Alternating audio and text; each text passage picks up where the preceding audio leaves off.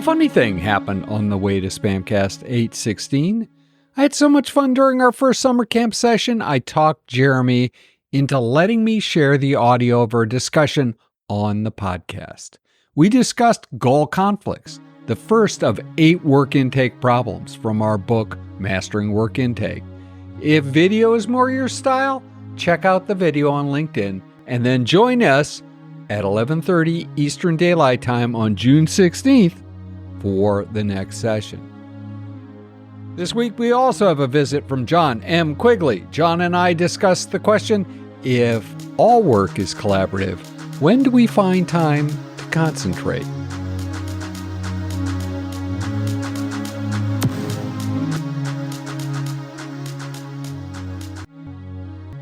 Hey folks, we're live. Tom Cagley and Jeremy Willits. I think we're the camp counselors for this, right, Tom?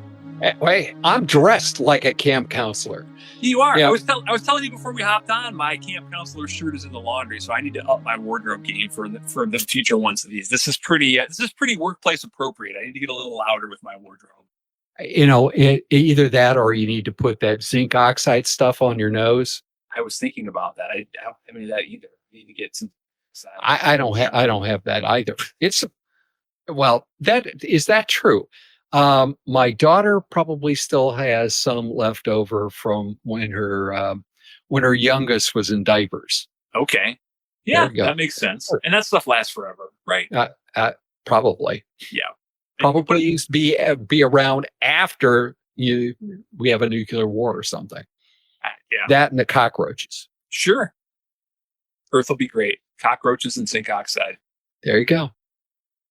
Well, hey, today we have our first session of our work intake summer camp. We do, and this is pretty exciting. I think, as you and I were talking, it was probably a month ago or so now, right? We were talking about how to do something over the summer. We have obviously stuff happening, but we still want to get this material in front of people. And so we thought about this LinkedIn Live thing. We did one of them about a month ago where we talked about one of these particular challenges, one of the 8 primary causes of work intake problems. You are so nice. Challenges. It's HR speak maybe. But, as Tom and I were thinking, like, what if we do a series on this whole thing and we do it throughout the summer? We'll build it into your schedules. Hopefully folks can make some of them. Obviously, like attending all 8 of them is probably not something a lot of folks have the ability to do. But we thought this would be kind of a fun way to spend time with each other this summer, but also with people who are attending these to learn more and keep learning. Because let's face it, these are challenges that don't go away, right, Tom? No, and they're challenges that pretty much everybody, if they step back and put aside the HR speak for a second, recognize that they have. I invited a number of people, and one gentleman who I've known for a while, so it's obvious that we can have that kind of conversation, said, well, I can't, we're closed today, but very frankly, this goal conflict stuff, this differences in goals that you're going to talk about in the first one, he said, I work in an academic organization, even though they're doing, they're programming and doing large products and projects. He said, this happens all the time. And so I hope you're taping this, and we'll do that too. But because it is part and parcel of what we're wrestling with. It is a big deal, and it's this list is not necessarily prioritized, but the one we're going to cover today is a pretty big one, because at the end of the day, we all have goals, whether they're goals professionally or goals personally. And one of the really powerful things that organizations and companies can do is to get people aligned around goals, whether they're the classic sprint goal concept, or if you're a safe shop, maybe it's a PI objective, or if you're doing other sorts of goals. We'll talk about OKRs probably a little bit here when we talk about John Doerr in a few slides. Goals are incredibly valuable and can be incredibly useful, but they can also go wrong. Well, let's talk about how can they go wrong. I have goals. Me too. I'm tacked up here on my wall in my office, my longer term goals. Excellent. So how can how can goals go wrong? Well, I mean, we were talking about work intake and work coming to the team. The team specifically, they want to get things done in as orderly a manner as possible. And, when we talk about an orderly manner, you think about some of the teams and companies and organizations that are developing products at scale. Being able to get stuff done in an orderly manner gets infinitely more complex the more interactions you have outside of your own group of people. Think about the different communication paths that need to exist. Think about the potential different technical dependencies that exist when we start to work outside of our teams. So that ratchets up the complexity significantly. But the complexity also gets ratcheted up if someone else needs something from that team in order to do their piece. That's when things can get incredibly complex. So right there, you have maybe a great example of goal conflict right there. One team wants something from another team, but maybe it's not as high on that other team's priority list. Have you seen this, Tom?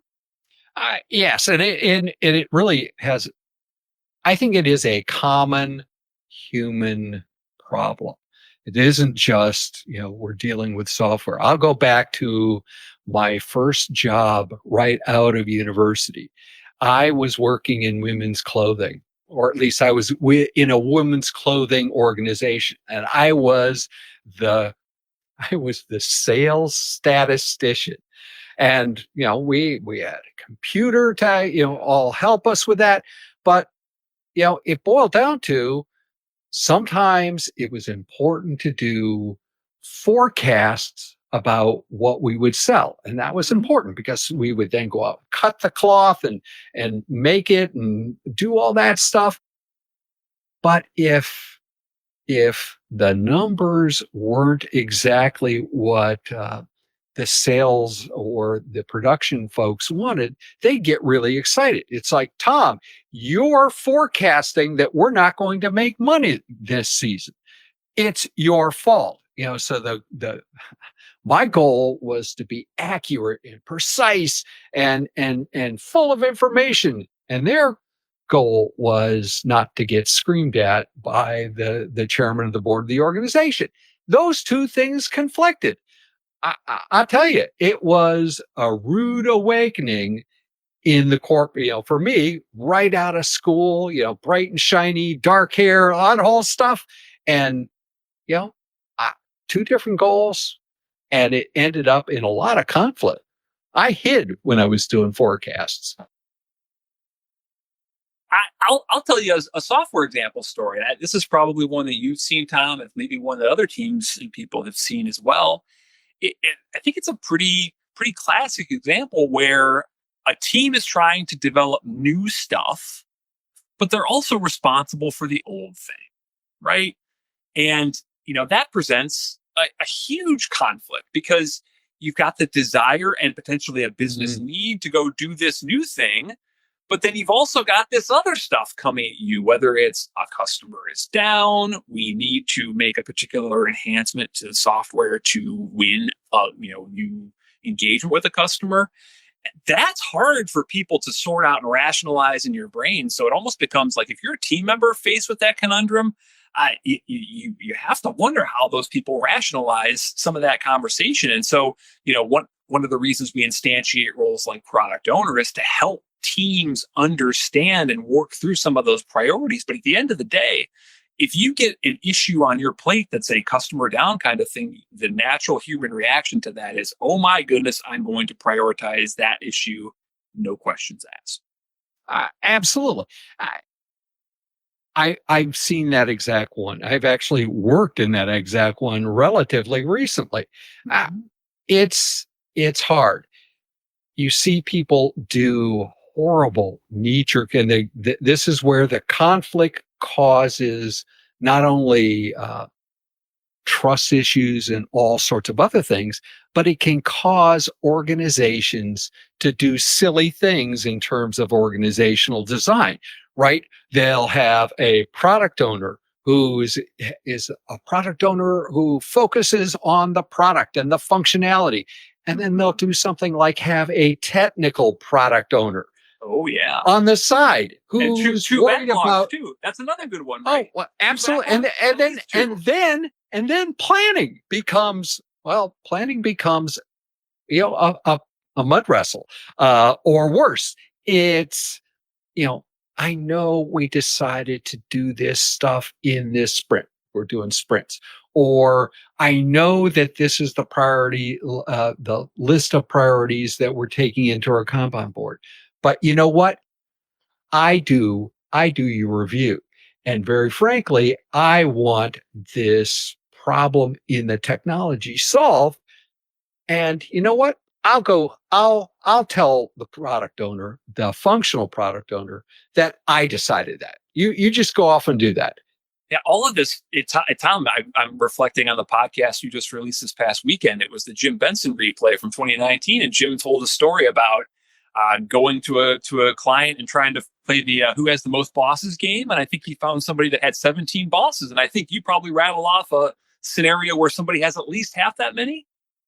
Absolutely. Yes, I did. And it's funny. In a previous career, I did a lot of work in productivity and team productivity, how much teams could actually get done, how you Yeah, could, so that they weren't overloaded, so that they could fight to make sure that they weren't outsourced, because we all know that outsourcing is always more productive. um, but one of the factors, and I can show this mathematically, as the number of bosses goes up for any individual person or team, their productivity goes down. And it's sometimes not terribly linear. I mean, it can actually create a crash and burn kind of scenario. So this, whether you want to say, productivity doesn't count or not, all of this goal conflict stuff has an impact on morale, on trust, and on hardcore dollars and cents in terms of productivity. yeah. So let's talk about the impact on the people. It's like the last bullet point above the line, above the fold, if you will, on this particular slide. Acceptance is either overt or covert. Mm. And so it's like if I'm a team member faced with that scenario where I have 8, 10, 17 bosses, what do I do? Do I spend my entire day sort of beating the proverbial bushes looking for what to actually work on? Or do I just decide that maybe I like Bob better one day, so I'll listen to that boss on a given day, and then listen to a different boss on a given day? Or maybe I just kind of throw my hands up and go, I'm just going to come to work and do whatever. All of those scenarios are rational, And who can right? blame you for that? Who can blame you for that? I mean, when faced with a goal conflict that massive, what is a person supposed to do? We actually have a term for that. That's called the squeaky wheel, right? Yes. Who's yelling at you the loudest today? Today. That's what I'm going to deal with today. Yep. And I'll just tell them that I've started, and go back to that Nyquist video, where he showed, the building of the happy faces. I mean, I started on your stuff. People don't necessarily say, but are you continuing to work on it? I can say I started it. And then tomorrow, when somebody yells at it, I'll put it down. Pick up something else. Nobody is going to end up happy. Yeah. Because it started at the end of the day. You've appeased one of the conflicts by saying that you've started on something, but really, I mean, the goal is to have it done. But no, I've started on it, so I've made one of my bosses happy. Do you think that goal conflict is something that is generated by people as a rule, or is it because of the way we organize and engineer companies? Is it a lame answer to say both? I mean, It depends. Yeah. I didn't want to go down the consultant route, but, it really could be. It depends, I think, on I think the type of person matters quite a bit. I'll use another Jim Benson phrase that has stuck with me for a long time. I forget whether it's in one of his books or he said it in a keynote that I heard him. We work in companies to be kept company. It's like that's like a very human like thing. Like we work in these big organizations because we know, whether like literally or conceptually, that to get big important things done in the world, we have to work with other people to do that. And so I think some of us are wired to make that experience such that we try and get alignment across different goals. We enjoy having goals, but then I think, there are people that work in companies that are maybe not as interested in doing that. Maybe they're more concerned about either moving up the org stack somehow, just coming to work and collecting a paycheck. So I think that could be part of it. At a company level, undoubtedly there are roles. I think, skipping down to one of the questions below, undoubtedly we have roles in corporate America and probably the world that incentivize differently based on way of thinking. So certainly like short-term incentivization can lead to a lot of bad behavior. I think you've seen that. I've seen that in my time, whether it's bad behavior on behalf of salespeople, C-level executives, technical people. That's definitely something that's built into how an enterprise operates. That was there and probably instantiated in the culture long before the people inhabiting those roles got there. Yeah, I agree. And I think those questions that we suggest are a mechanism for identifying goal conflict. They, I think, maybe sort of show us the path in some cases to remediation, but I don't think it's absolutely direct. But at first, it's like anything else. First, you have to recognize that you have a problem, and these questions we've tried before. We practice it not only in our individual practices, but we used it on ourselves while we were writing the book. Yeah. And there are some really deep, you'll note that like we don't ask directly in any of these questions about goals. It's like, we're asking about things like conflict, things like trust, things like what happens when disagreements happen. So we're not overtly asking like, hey, Tom, what are your goals for this particular job?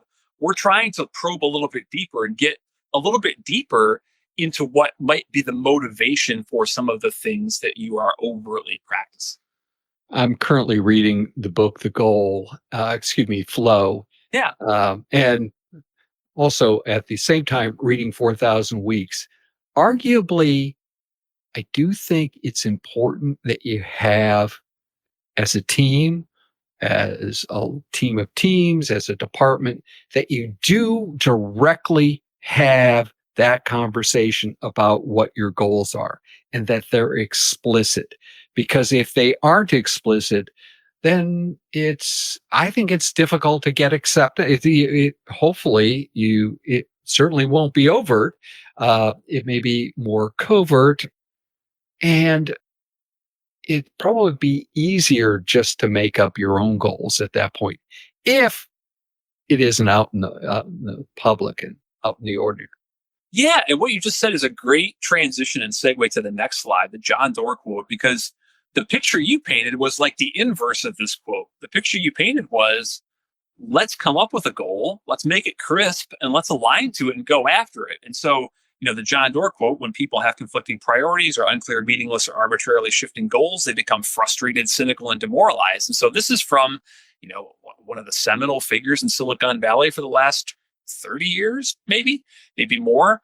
The guy who wrote Measure What Matters, which is a book on OKRs and how to craft OKRs. It deals with OKRs not only in corporate America, but in OKRs and goal craftsmanship, outside of corporate America. I think in the book he talks about Bono and some of the work that the U2 vocalist has done towards AIDS relief. I think that's one of the particular case studies he goes after when talking about goals outside of corporate America and the impact that OKR has had on the way that particular organization, Red is the name, I think, that the way that particular organization has used OKRs to make traction on a global initiative that is in no way, shape, or form tied to some sort of company. It's a humanistic initiative.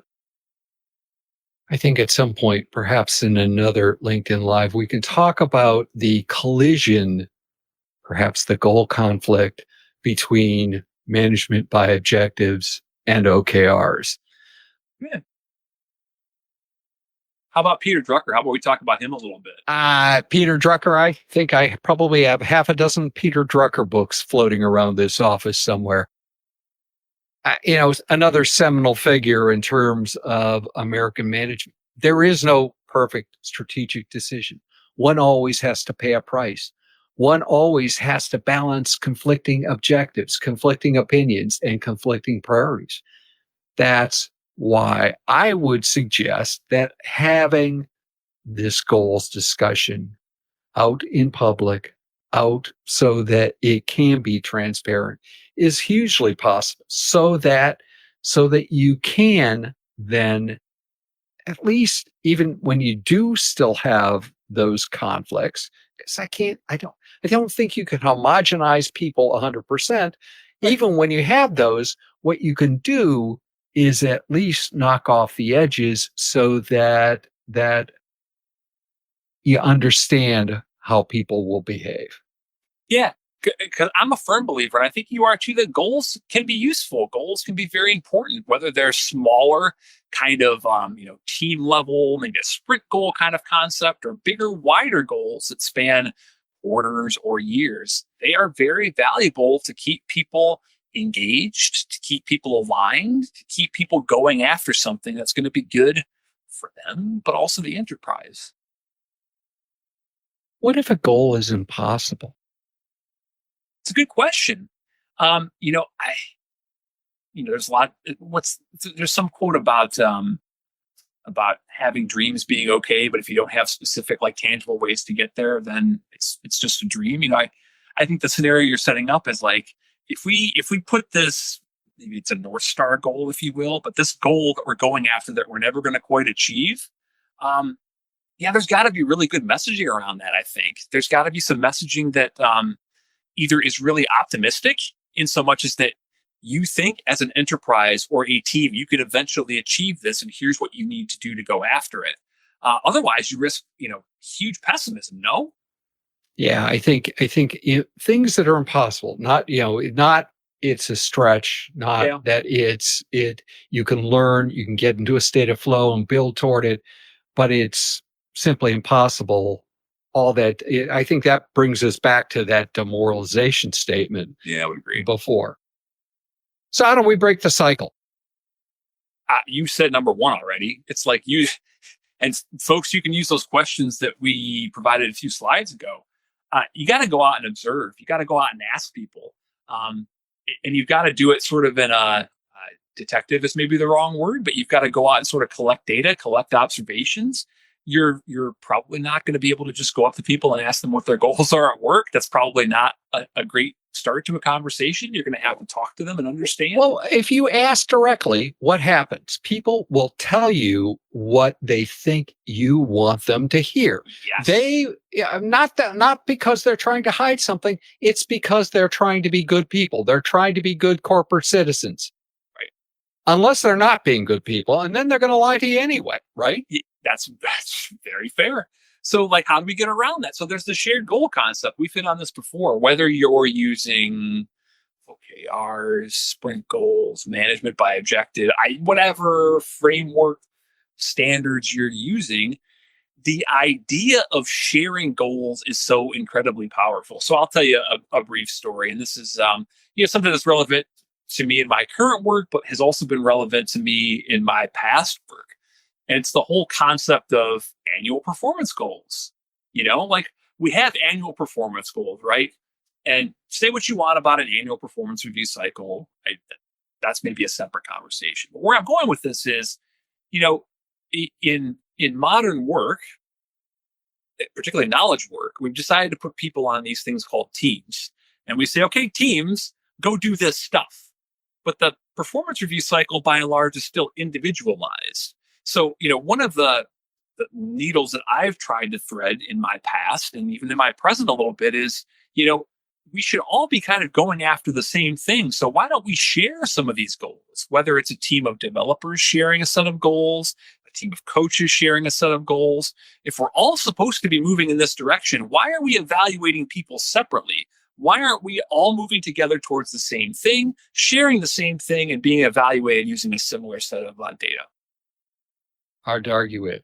The third one is maximize visibility. It is, having people know what your goals are, so that if you're being incented for something like sales and I'm being incented for delivering functionality, that we know that. Or if I'm being incented for stability and you're being incented for creating as many new functions as possible, same application, we understand the motivation that each one of us is going to have, and the inbuilt conflicts that will actually occur there. Yeah. Measurement, I know a topic that's, near and dear to Tom's heart as a host of a podcast that includes the word, measurement in the title. Over 800 episodes strong. It's a thing that's near and dear to you. But yeah, you got to figure out a way to measure some of these goals. They can't just all be soft. I want to drift back to the SMART acronym that describes good goal writing. That can be useful. Specific, measurable is that second part of that SMART goal acronym. It's important. Yeah, and they have to be real things. Yep. And then finally, retrospect. The whole idea of feedback, stepping back, whether it's individually and looking at what's happening, stepping back as a team, stepping back as a larger group, and thinking about what's happened, observing, taking those observations and those experiences and crafting a better way, right? So people in microcosm can work together and be very smart. Hey, we're going to have more of these summer camps, right? This is one, right? I think we've defined the problem. We've given you some campfire stories around them. And they weren't too scary. We could shine the flashlight underneath and, create the ghoul face. We've talked about some ways of recognizing that. There's some extra questions. We, provided some approaches to actually dealing with that. And obviously we'd love to hear from you about how you've seen and dealt with that. But we're going to do this 7 more times. And the next one is when, Jeremy? The next one is next Wednesday, Tom. So June 26th is the next one. We'll be doing, I think it's the same exact time. So whatever time you're watching this, if you're watching from the Eastern Standard Time Zone, it's 11:30 a.m. We'll hop on. Hopefully I'll have a more festive shirt in my wardrobe by that point. Tom may or may not have zinc oxide smeared all over himself, and we'll get to it. We'll hop through our next one. All right. The next one is when needs outstrip demand. And if you don't work in a place where needs outstrip demand, then I think you're probably going out of business. So I think that is one of those things that's common, and it causes all sorts of work intake sorts of issues.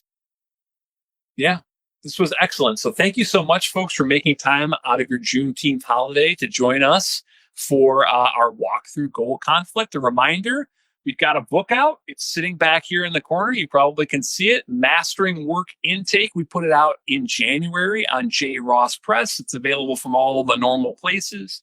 We've also got a Maven.com workshop coming up. So I believe it starts in mid-July. We're taking a little bit of a different tact with this one. We got some feedback after our first workshop that maybe we could offer a different offering whereby we include a little bit more video-based content so folks can consume that on their own before hopping into the interactive sessions that we'll still host. So that the workshop we're starting off in the middle of July is going to include more of a video-based approach, but there will still be plenty of opportunity to interact directly with Tom and myself. And your other cohort members, which, the first couple that we did, the interaction between the cohort members was probably richer than even the interaction between us. I got a ton out of that.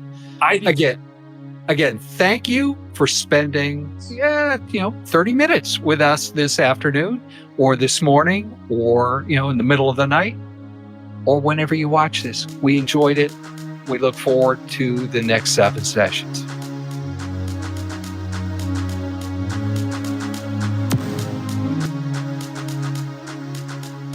Jon M Quigley, welcome back to the Software Process and Measurement Cast. It is just amazing how time flies. It seems like, I don't know, just yesterday that we did this, You get busy and it just flies by. You were sort of waving at one of the general conceits of this show, and that is that we actually record 2 or 3 of these at once. I wasn't. Yeah, I'm into transparency with my with our listeners, Jon. So, it's still sunny outside. It's still spring. Exactly. It looks like spring out there for me. Yeah, it is. It is warmest February on record. Really? Yeah. If you've seen pictures of the Great Lakes, there is no ice on the Great Lakes this year. It's been getting less and less, but this is the worst it's ever been. So I'm looking forward to a hellacious mosquito year. Oh yeah. It's been a lot of rain here, so that's exactly what we can look forward to here. But it's usually bad here anyway. Well, yeah. Well, at least you're not living in Louisiana, where the Louisiana state bird is the mosquito. Yeah. Thank God for that. I mean, I know that's facetious. Well, I went to school there. I've got family there. I think they'll tell you that's the case. But it's still facetious. I did look it up once. It is not the mosquito. I fell for it. Jon, the last time we got together and recorded, we talked about the fact that a lot of collaboration has become noise, and that everything has to be collaboration. When and how do you make time to actually concentrate and do deep work if everything's an interruption? Wow, that's a good one. And I think that's probably this topic, I would think it affects most people, given the connectivity. We're all connected now pretty severely and addicted to our dopamine hit via phone and the little buzz that goes off. One thing is to get away from that device, that phone, or train yourself to move away from it. For me, I have several projects going on at any given time that demand that I act in a focus on them, and I actually enjoy that. It's the ability to shut everything else out around and work on something. So how do you do that? Well, I might have a genetic biological thing that kind of makes that possible. I have been diagnosed with ADHD, and that comes with 2 extremes: easily distracted and hyper focused. So, and I've managed to make the hyper focus work. So I'm not sure that's the kind of thing most people without that genetic thing are going to make work. Well, I think that I'm not sure I buy that. I think it is actually trainable, that you can train yourself to make time to get into those flow states. I wouldn't disagree with that. When I think about my engineer, going to school to be an engineer, mm-hmm. I think about that in hindsight, and I'm thinking, man, you have to spend a lot of time with a particular problem to get to a solution. There's no quick win in many of those calculations. It's a simple. It starts off with a word problem, quantifying what you can, trying to find out how you would approach it, then maybe some trial and error on how you actually end up doing it. And certainly follow through on the mathematics in a day when the calculators weren't so like they are now. So it required a good deal of focus. So some of that can come from formal education, I think. Yeah, I mean, Jon, let's face it. You've created a lot of IP over the years, and we'll push aside the patents and all that good stuff for a second and point at the books. How many books have you written? More than 20, and contributed to about 5 others. How did you get that done? Focus. Yeah. Okay. Dedicate a certain amount. Well, discipline and focus. A certain part of every day is dedicated to some of these projects, some writing projects, whatever that is. So is it a specific time that you carve out and do? What's your methodology? Mostly early morning and evening are my times for writing. And so the middle of the day are the things like I might hang out with the wife. She probably has things she needs me to do in the yard. I'll do some of that. So I get some distraction away from work in the middle of the day. I'll certainly have lunch with her and things like that, which pull me away and get me out of the focus zone. I sometimes pick up the bass and play that for a while. That gets me out and then right back into it again. And what I can say is having a routine where you're kind of consistent about those things are a little bit inconsistent, but what's very consistent is every day at some point in the day, either in the morning or in the evening, I'm writing. And I'm talking about Saturdays and Sundays also. And that piles up over time. It's just a simple matter of finding something that you're engaged in doing, putting time into it every day. And then one day you wake up and you've written 25 books, and I don't even count how many magazine articles. It's 80 different outlets. The approach, I mean, you've talked about discipline. You've talked about carving out a specific chunk of time to do that. I mean, there are others who get into this deep flow. They go away for a couple of weeks and, there are just other approaches, but you have an approach. Yeah. How did you learn to have that approach? What got you to the point where you recognized that you had to have a time when that was your job, right? Writing. Yeah. Yeah, that was even if I carried what many people would call a day job, my job was also writing. It's not just I'm an engineer for this OEM. Well, I'm also a writer on these. Oh, I didn't think of myself a writer at the time. I thought I was recording something that would help other people with the kind of jobs that I had or the people that worked around me had. It turned out that I'm a writer.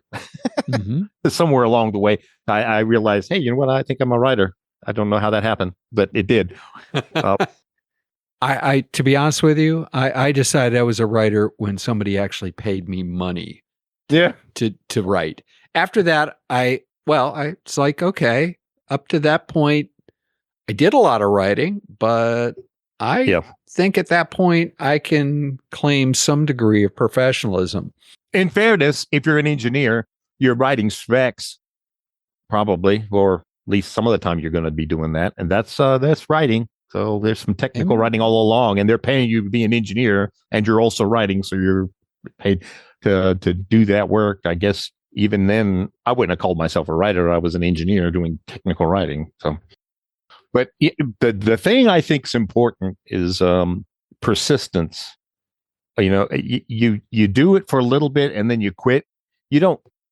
That's not going to show up. It probably is not going to show up unless you manage to write your first writing is the thing that captures everybody's imagination. And wow, that may show up, but that's a blip, right? That's a very improbable situation. Yeah, you hear people who go, oh, they were successful overnight. Well, that's extraordinarily rare. They were extraordinary. They were successful overnight after 30 years of working on it. Which means I have about 10 to 20 more years to go.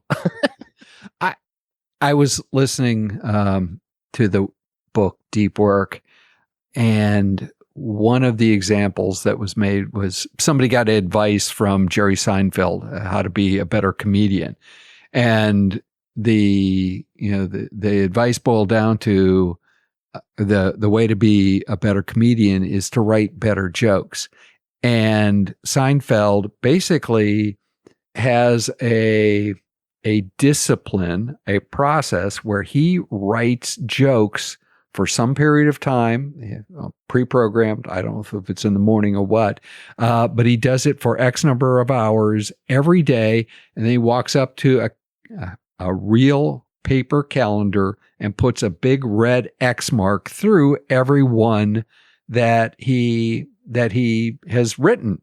And over the years, he's recognized that the job stopped being writing jokes every day, and the job became don't break the pattern, right? Yeah, don't break the chain. You and obviously, even though we could point to the Seinfeld the show and say, overnight. Well, there's nothing overnight there either, right? A lot of work to get there. But he made that time. When you do your writing, you have your phone on right next to you and instant messenger and Facebook up right next to you. Nope. No. What? Come on. I have had my phone nearby, and it sometimes buzzes, and I've learned to put the notifications so they don't make a noise. Why? Because if you're in the zone, the last thing you want to do is be pulled out of that. It didn't matter even when I was writing software. You sometimes can see the stuff in your mind's eye, exactly what needs to happen, how the blocks need to be put together. And you just would start writing, just starting these little modules and passing variables back and forth. You can just see how it needs to flow. I would draw it up as a flow chart on a piece of paper to capture what was going through my mind, but then I would just get focused into it. Because when you have that movement, that is not the time to break, because getting back into that spot is going to be difficult. Now, there are also, to the other end of that spectrum, there are times when I sit in front of the keyboard and I have something I need to write. It's that time of day when I should be writing, and here is the topic I need to be writing about, and I just can't make it work. And then with those cases, maybe the distractions are okay, or maybe getting up and just realizing today is not the day to make this work. I'm just going to have to take the hit in the morning or in the evening, whenever it hits. I find when I get that kind of crunch block, getting up and actually just going out and taking a half-hour walk, usually helps me. But I think everybody has their own little trick. I'll be honest and share this with the listeners. I've had you get into that flow state, and I work from home a lot these days, and my partner will walk down the hall and ask me something, even though they're 3 doors down, and it's like, and then I won't answer. And of course, it gets worse when I don't answer, because it's like, you're not listening to me. It's, no, I got to get it out of my head. And by then it's gone. Yeah, it's gone. Yeah. I am trying to hurry up and get it on. Yeah, I have a similar problem. Only, I work in the basement, so I'm mostly okay until the missus comes down, and then I'm not okay.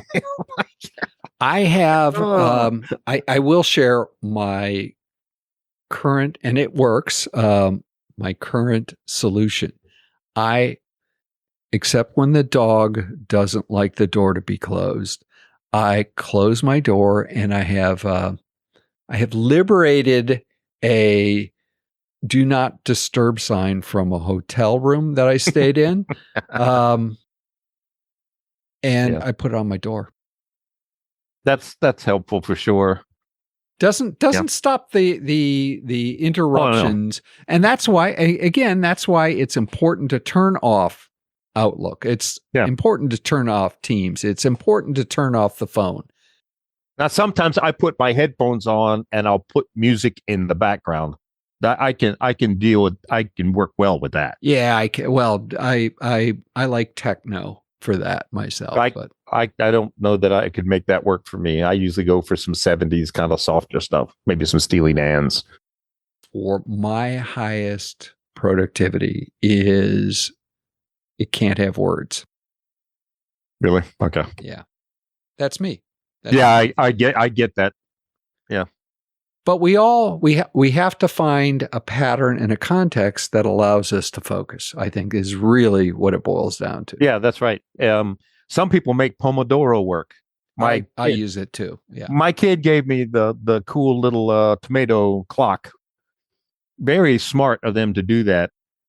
It's really not my thing though.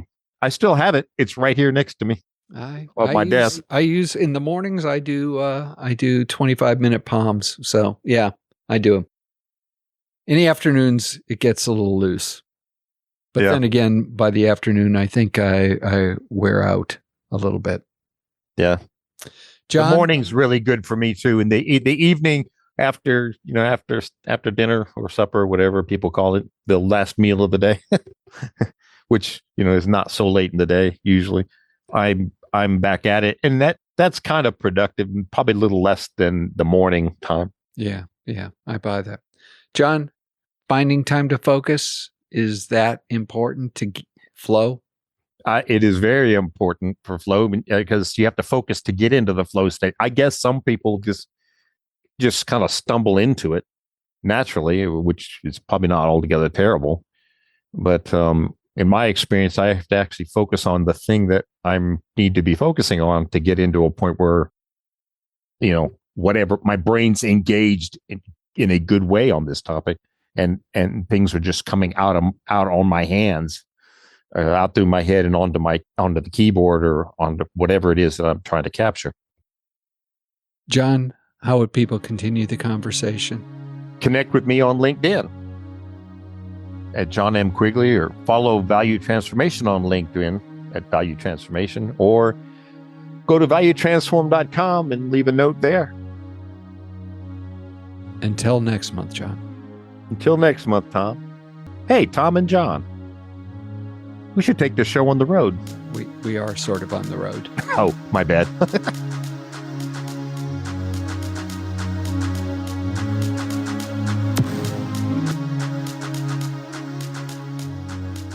Remember to learn to tame your work intake beast.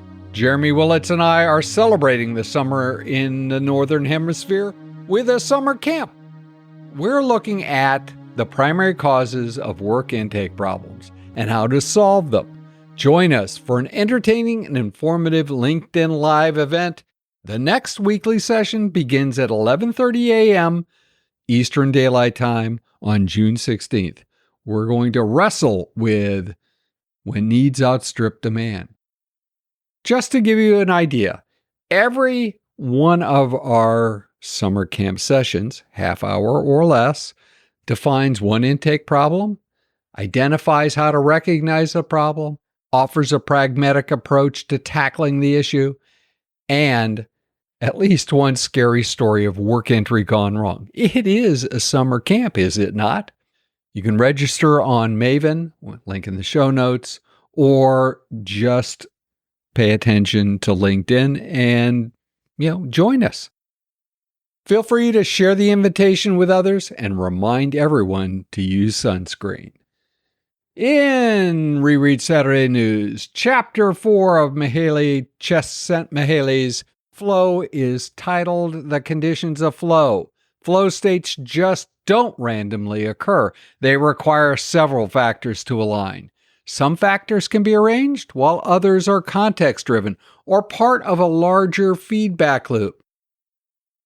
I find 3 concepts central to Chapter 4. Have to read them to find out. Links in the show notes to this week's and previous week's installments of our reread. In the next Software Process and Measurement Cast, we'll feature our talk with Artem Korin, co-founder and chief product owner of Assembly AI. One of the topics we discuss is whether building an AI solution is different than building any other solution. If process improvement is a never-ending journey, why do so many people ask, are we there yet?